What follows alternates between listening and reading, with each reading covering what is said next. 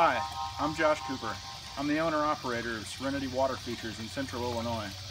I know I've already put one video up about the importance of a skimmer, but I really can't stress it enough. So what I want to do today is show you a few different styles of skimmers so that you can make the best informed decision on what's going to work for you. Alright, this first kind of skimmer I'm going to show you is a very inexpensive skimmer, but it's got some major design pluses and some major drawbacks to it too. So you really just kind of got to weigh the options of how much money do you want to spend and how well do you want it to work and what is it going to do for you in your particular climate. If you take a look down inside here,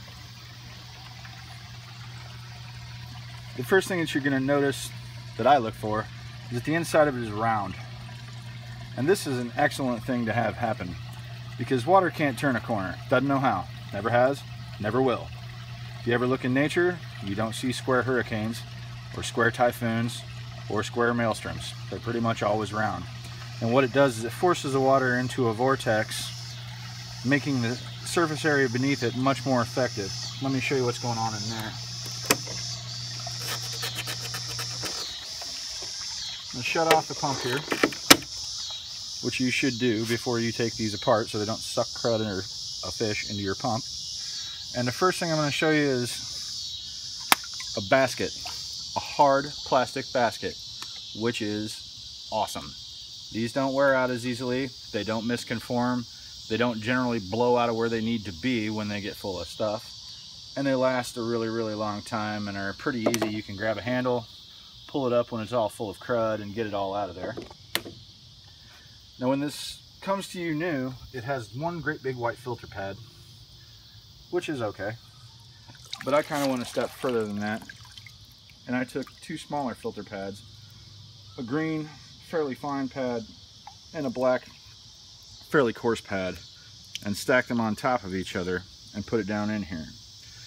Now what's happening with this skimmer is the water has to be pulled through a weir door, then all the big stuff gets caught in the skimmer basket, then anything that can pass through that's going to try and get caught into this, then anything that can pass through this gets passed into that, so that you're more or less sending clean water to the pump. And by doing that and by eliminating a lot of debris and particulate being sucked into the pump, into the impeller, you can extend the life of the pump. It's going to run smoother, it's going to run quieter, and it's definitely going to last longer than if you just throw that bad boy in the bottom of the pond and let it suck whatever it will. So let me talk about some of the design flaws of this particular skimmer.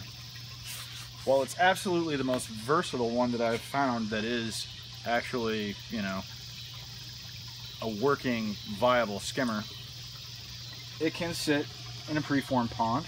It can sit in a liner pond. So you don't have to try and get one of those weird little helical middle of the pond, clean it out every hour or so when it gets full of crud kind of skimmers. This thing will actually do the job on a small pond. It'll take care of some business. The problems with it is, if this thing gets really clogged full of stuff, it'll actually suck dry.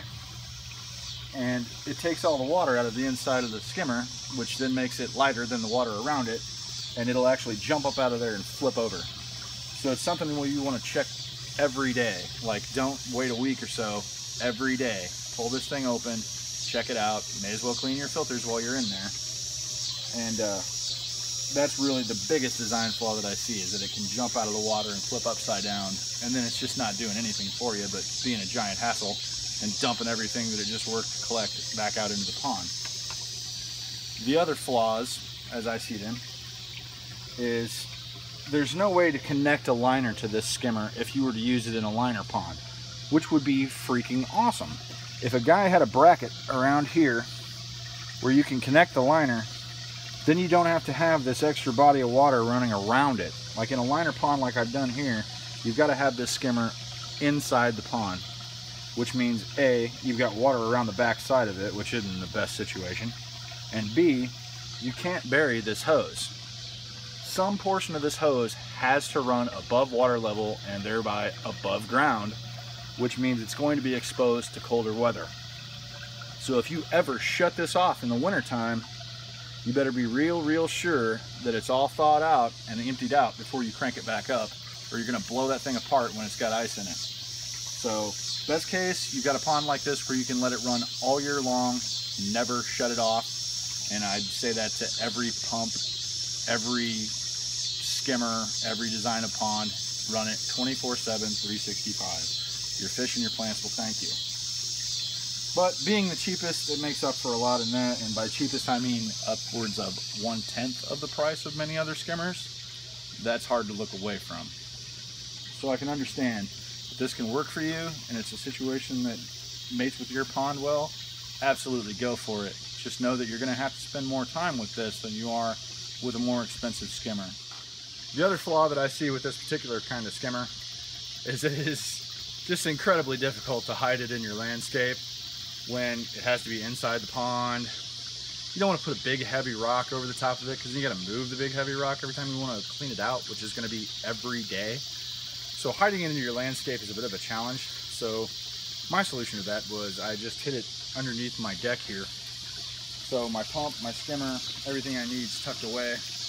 And then my deck makes a nice approach where I can come out, feed the fish, see what's going on, and do whatever I will with the pond.